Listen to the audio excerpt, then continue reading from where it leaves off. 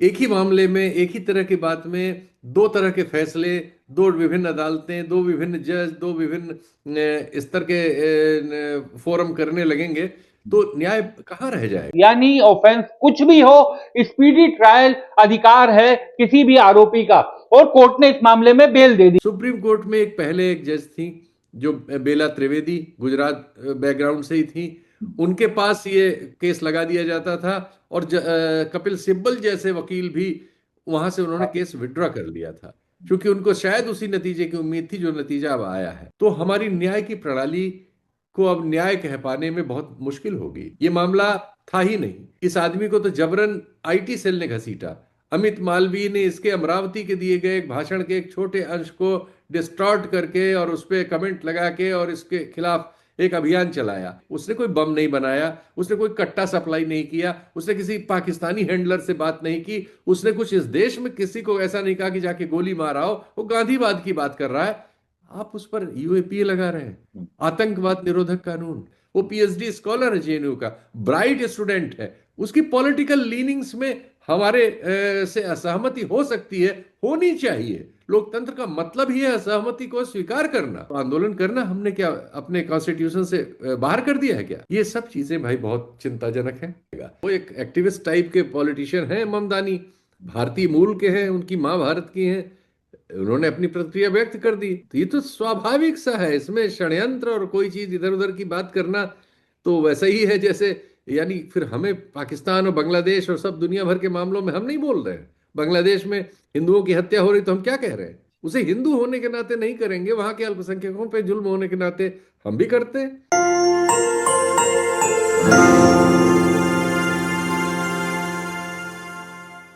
क्या supreme court के फैसलों में एक रूपता नहीं होने के कारण कोई कंफ्यूजन बढ़ रही है? निचली अदालतों, हाई कोर्ट के लिए मुश्किल हो रहा है कि वो क्या स्टैंड लें, क्योंकि उमर खालिद और शर्जील इमाम की जमानत याचिका खारिज करते हुए कोर्ट ने कहा कि स्पीडी ट्रायल को एक तरीका नहीं बनाया जा सकता। लेकिन आज ही एक दूसरी मामले में सुप्रीम कोर्ट ने बेल दी। ये कल का मामला था, आज के अखबारों में खबर छपी है जिसमें सुप्रीम कोर्ट ने कहा है कि right to speedy trial irrespective of nature of offence, यानी ऑफेंस कुछ भी हो, स्पीडी ट्रायल अधिकार है किसी भी आरोपी का, और कोर्ट ने इस मामले में बेल दे दी। एक और दूसरा मामला छपा है जिसमें लिखा है कि speedy trial must says SC gives red blast accuse bail. इस मामले में नक्सली हमले का में शामिल होने का आरोप था एक आदमी पर, लेकिन कोर्ट ने उसे जमानत दी और यह कहा कि स्पीडी ट्रायल मस्ट है। वो 6.5 साल से बंद था, यह आदमी करीब 16 महीने से बंद था। यह पीएमएलए का मामला था। तो क्या अदालतों के फैसलों में एकरूपता नहीं है? इस मसले पर हमने बात की वरिष्ठ पत्रकार शीतल पी सिंह से। आप भी सुनिए। नमस्कार, मैं हूं विक्रांत यादव और आप देख रहे हैं आपका अपना चैनल दा स्वतंत्र। कल एक बड़ा फैसला आया, जिस फैसले की तरफ देश दुनिया की निगाह थी। दुनिया इसलिए कह रहे हैं कि अमेरिका के न्यूयॉर्क शहर के नवनियुक्त मेयर तक ने उस पर चिट्ठी लिखी थी उमर खालिद के पिता को। लेकिन यह एक ऐसा फैसला था जो पर्सनल लिबर्टी से जुड़ा हुआ था। 5 साल से आरोपी बिना ट्रायल के जेल में बंद थे, लेकिन सुप्रीम कोर्ट ने 2 आरोपियों उमर खालिद और शर्जील इमाम को जमानत नहीं दी, 5 आरोपियों को जमानत दी है। तो ये भी सवाल कहीं कहीं उठ रहे हैं कि जमानत के मामलों में पिछले कई समय से जो फैसले आए उसमें कुछ तरह की भेद दिखाई देता है, डिफरेंशिएट दिखाई देता है। तो इसी मसले पर बात करते हैं वरिष्ठ पत्रकार शीतल पी सिंह सर। शीतल सर, जिस तरीके से कल जो जजमेंट आया उसको पूरा हम लोगों ने देखा, पढ़ा, क्या लगता है सर इस जजमेंट को देखकर? देखिए, इसको देखकर हम तो चूंकि लीगल फ्रेटर्निटी से नहीं है, तो बाहर से हम चीज़ों को देख रहे हैं। तो हमारे लिए जरूरी है कि हम अपनी बात की जगह जो इस बारे में बहुत से विद्वानों ने जो इस क्षेत्र के हैं उन्होंने जो बातें कही हैं वो उसी से संदर्भ लें। तो हमारे सामने यह है कि इस मामले पर जस्टिस पारडीवाला का एक जजमेंट है यूएपीए की सीमाओं वगैरह को लेकर।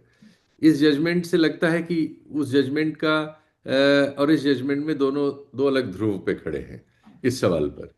तो एक बार इस बारे में सुप्रीम कोर्ट की एक वर्किंग जज जो दूसरी लेडी जज अकेली हैं, उन्होंने कहा था कि हमारे फैसलों से ये गड़बड़ी हो रही है इधर लगातार और ये बढ़ती चली जा रही है कि उसमें एक रूपता नहीं है। जो मान्य सिद्धांत हैं उनमें भी अगर हम इस तरह से अलग अलग चीजें करने लगेंगे और उनको स्वीकार करने लगेंगे, जिन चीजों को फाइनलिटी तक हम पहुंचा चुके हैं, तो फिर न्याय व्यवस्था नष्ट हो जाएगी। जैसे एक जस्टिस यादव थे, कोई जस्टिस नहीं मतलब जज थे सेशंस कोर्ट में, जहां इस मामले की सुनवाई हो रही थी, तो दिल्ली पुलिस से उन्होंने दंगे के मामले में बहुत जरूरी सवाल किए थे कि दंगे में दो पक्ष होते हैं, और अगर दंगा हुआ तो दूसरा पक्ष इस पूरी चार्जशीट और इस पूरी जांच में आपके कहाँ है? हाँ, आपके हिसाब से तो सिर्फ एक ही पक्ष दंगा कर रहा है। विनोद विनोद यादव ने जबकि पूछे थे। हाँ। हाँ, विनोद यादव, आपने नाम ले लिया जी। और फिर एकाएक हमने पाया कि जब उन्होंने एक सख्त सवाल पे नोटिस कर दिया था, दिल्ली पुलिस को जवाब देना था, कि उनका अचानक उस मुकदमा उनसे ले लिया गया और कहीं दूसरी जगह दे दे दिया गया। उसके बाद हमने वो बातें नहीं सुनी जो बातें पूछी गई थी। इसी तरह से एक जस्टिस मुरलीधर हाई कोर्ट में थे, और जस्टिस मुरलीधर ने कपिल मिश्रा के रोल पर एक स्टैंड ले लिया था, और उन्होंने पूछा था कपिल मिश्रा पे आपने क्या कार्रवाई की। नतीजा ये हुआ कि रातों रात जस्टिस मुरलीधर का तबादला हुआ है। तो इस मामले में जो दिल्ली दंगों से संबंधित है, पूरी जांच प्रणाली और जुडिशरी के, और 21 बार हाई कोर्ट्स में इस मामले की सुनवाई के लिए गया है, सालों साल लटकाया गया है ये मामला, और तब जाके सुप्रीम कोर्ट आया है। सुप्रीम कोर्ट में पहले एक जज थी जो बेला त्रिवेदी, गुजरात बैकग्राउंड से ही थी, उनके पास ये केस लगा दिया जाता था, और कपिल सिब्बल जैसे वकील भी, वहां से उन्होंने केस विड्रॉ कर लिया था, क्योंकि उनको शायद उसी नतीजे की उम्मीद थी जो नतीजा अब आया है। तो ये स्टेज अगर बन जाएगी इस देश में कि कुछ समाज के हिस्सों के लिए, कि जाति के आधार पर, धर्म के आधार पर, या आर्थिक पृष्ठभूमि के आधार पर अन्याय होने की संभावना लीगल फ्रेटर्निटी में ही कंफर्म होगी, तो हमारी न्याय की प्रणाली को अब न्याय कह पाने में बहुत मुश्किल होगी। इसको हम न्याय कैसे कह पाएंगे अगर ये इस तरह से होगा? जो इस मामले के जो तथ्य हैं वो भी बहुत खतरनाक है। ये मामला था ही नहीं, इस आदमी को तो जबरन आईटी सेल ने घसीटा।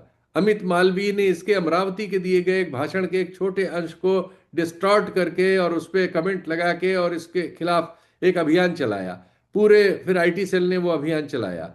उसने उसके जवाब में अपने को क्लैरिफाई भी किया, उसने पूरा वीडियो जारी किया, उसमें वो गांधीवाद और सबकी बात कर रहा है। और कोई भी इस देश में छात्र आंदोलन, युवा आंदोलन करने वाला जैसी भाषा का उपयोग करता है, उसके लिहाज से उसकी भाषा बहुत संसदीय, बहुत संयमित है। वो पीएचडी स्कॉलर है, जेएनयू का ब्राइट स्टूडेंट है। उसकी पॉलिटिकल लीनिंग्स में हमारे से असहमति हो सकती है, होनी चाहिए। लोकतंत्र का मतलब ही है असहमति को स्वीकार करना, असहमति को सम्मान देना।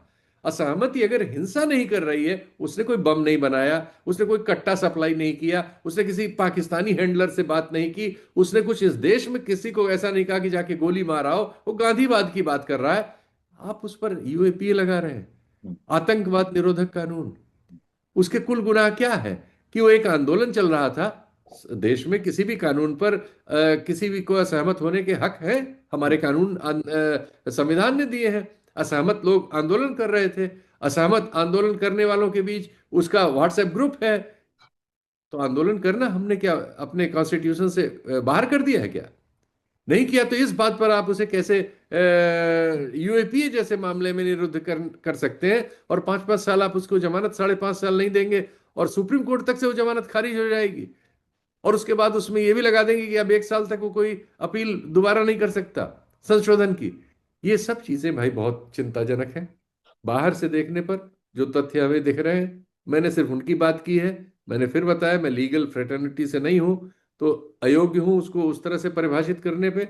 जो ये मतलब साथ साथ के संयोग हैं, और जो दूसरों ने कहा है, वो मेरे लिए एक चिंता का विषय बनते हैं। सर, मैंने कचहरी संयोग से कचहरी ट्रायल कोर्ट से लेकर सुप्रीम कोर्ट तक बहुत साल कवर की है। और अरे वाह। अभी मेरे एक मित्र हैं सर, पुराने, अमित आनंद चौधरी, जो टाइम्स ऑफ इंडिया में सुप्रीम कोर्ट कवर करते हैं सर। उनकी मैं एक खबर देख रहा था जिसमें उन्होंने लिखा है कि what explains inconsistency in deciding bail pleas in recent past. तो निश्चित तौर पर बेल देना या ना देना ये एक प्रेरोगेटिव भी है और डिस्क्रिशनरी पावर भी है कोर्ट की, कि उसे सही किस तरीके से, सही किस नजरिए से वो उसे समझते हैं। लेकिन इसमें जी। उन्होंने बकायदा ये बताया है कि किस तरीके से पीएमएलए और यूएपीए, जो दोनों ही बहुत खतरनाक कानून है, जिनमें दोनों में ही बेल मिलना बहुत मुश्किल होता है। तो किस तरीके से सुप्रीम कोर्ट का हाल के कुछ समय में बहुत ही इनकंसिस्टेंट रुख रहा है, क्योंकि पहले तो ये कहा जाता था कि सुप्रीम कोर्ट ने कुछ कह दिया तो सारी कोर्ट देश भर की उसे फॉलो करती थी, लेकिन सुप्रीम कोर्ट का रुख जो है पीएमएलए और यूएपीए को डिसाइड करने में इनकंसिस्टेंट रहा है बेल मामलों में।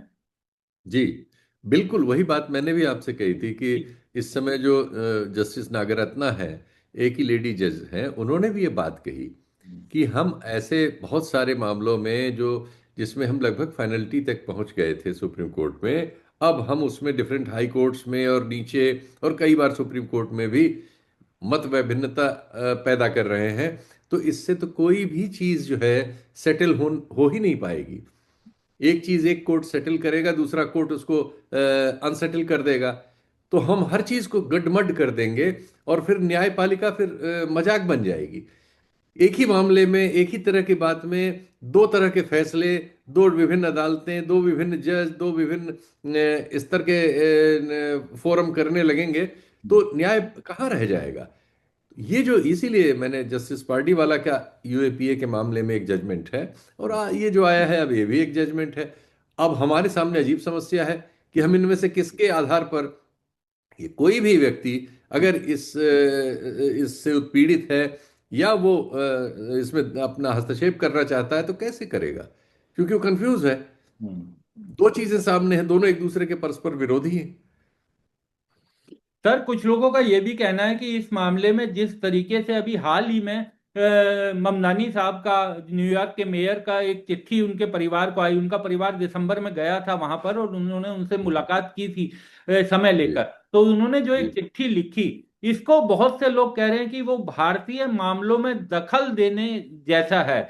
कल मैं पूर्व एसजे एसवी राजू को भी सुन रहा था, टीवी चैनलों पर वो इंटरव्यू दे रहे थे और इस मामले में उन्होंने लंबे समय तक ट्रायल कोर्ट और ऊपर भी हाई कोर्ट और सुप्रीम कोर्ट में भी बहुत बहस की है पूरे प्रोसिक्यूशन के लिए।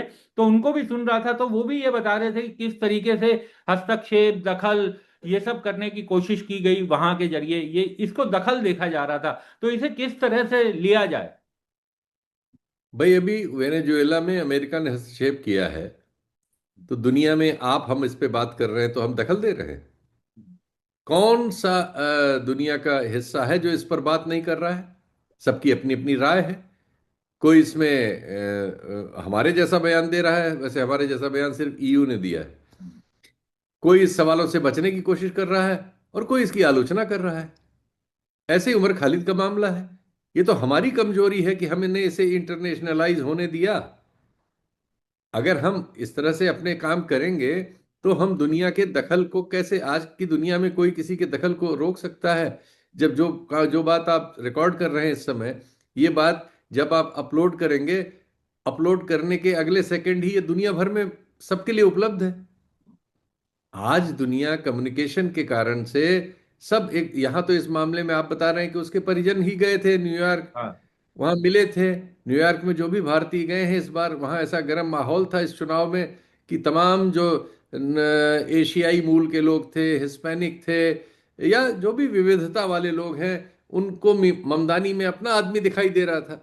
मिले होंगे तो पूछा होगा बात, आप कौन है, बताया होगा बताने वालों ने कि इनका बेटा है उमर खालिद बंद है। तो उन्होंने, वो एक एक्टिविस्ट टाइप के पॉलिटिशियन हैं ममदानी, भारतीय मूल के हैं, उनकी माँ भारत की हैं, उन्होंने अपनी प्रतिक्रिया व्यक्त कर दी। तो ये तो स्वाभाविक सा है, इसमें षड्यंत्र और कोई चीज इधर उधर की बात करना तो वैसा ही है जैसे, यानी फिर हमें पाकिस्तान और बांग्लादेश और सब दुनिया भर के मामलों में हम नहीं बोल रहे हैं। बांग्लादेश में हिंदुओं की हत्या हो रही तो हम क्या कह रहे हैं?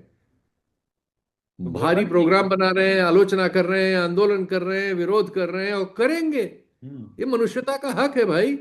उसे हिंदू होने के नाते नहीं करेंगे, वहां के अल्पसंख्यकों पे जुल्म होने के नाते हम भी करते हैं। कुछ लोग हिंदू होने के नाते करते हैं, अपनी अपनी समझ है। तो हम फिर किस आधार पे करते हैं? लंका में कुछ होता है, पाकिस्तान में कुछ होता है, अफगानिस्तान में कुछ होता है, अमेरिका में होता है, यूरोप में होता है, अफ्रीका में होता है, हम नहीं प्रतिक्रिया करते? करते ही हैं। एक अंतिम सवाल सर इस मसले पर कि ये कहा जेएनयू में सर, ये दिल्ली दंगा तो हुआ ही था, लेकिन जेएनयू में एक जो हमला हुआ था उसी दौरान, उसको भी कई साल बीत गए हैं, लेकिन आज तक ये सवाल उठ रहा है कि आज तक दिल्ली पुलिस उन हमलावरों को पहचान नहीं कर पाई, कौन वो कोमल शर्मा थी, बाकी कौन आरोपी थे, उनकी कोई पहचान नहीं हुई। और एक नाम जो आपने लिया भी, कपिल मिश्रा, जो दिल्ली के इस समय मंत्री भी हैं और कानून मंत्री भी हैं, तो उनकी भूमिका पर भी बहुत लोग सवाल उठाते हैं। तो ये भी कहा जाता है कि जो इस जेएनयू पर हुआ हमला, या फिर जो मुस्लिमों पर जिस तरीके से जो इस दंगों के दौरान जो हमले हुए, उन मामलों में पूरी तरीके से कोताही बरती गई। नहीं, वो तो हम तो यही तो पक्षपात पूर्ण हम देख रहे हैं, जैसे इस दंगे में ही बरती गई। दंगे में सिर्फ एक पक्ष को आप कैसे आरोपित कर सकते हैं? दूसरे पक्ष ने कुछ नहीं किया। ज्यादा कम आप हो सकता है मात्रा, इसमें तो मात्रा का अंतर भी आपकी आलोचना के विरुद्ध है। ज्यादा लोग मुस्लिम मारे गए हैं, ज्यादा। ज्यादातर दुकानें उनकी जली हैं। जहां ये दंगा हुआ वो क्षेत्र, वहां वो लोग बैठे हुए थे आंदोलन पे। जो लोग दंगा करने आए उनके बारे में शिकायतें हैं कि वो बाहर से लाए गए, बसों से लाए गए। कपिल मिश्रा का वीडियो उपलब्ध है जिसमें वो धमकी दे रहे हैं, लेकिन कार्रवाई हमने देखी कि सिर्फ एक पक्ष पे हुई। तो ये सारे तथ्य मिलके तो एक जगह ही जाते हैं ना कि आप इसमें भेदभाव हुआ है, इसमें राजनीतिक रुझान है इस जांच में, और ये निष्कर्ष जो है देश को एक रखने में कामयाब नहीं होंगे, देश की एकता को नुकसान करेंगे। शुक्रिया सर, शीतल सर, आप हमारे साथ जुड़े, बातचीत की, तमाम मसलों पर अपनी राय जाहिर की, बहुत बहुत शुक्रिया सर। धन्यवाद विक्रांत जी।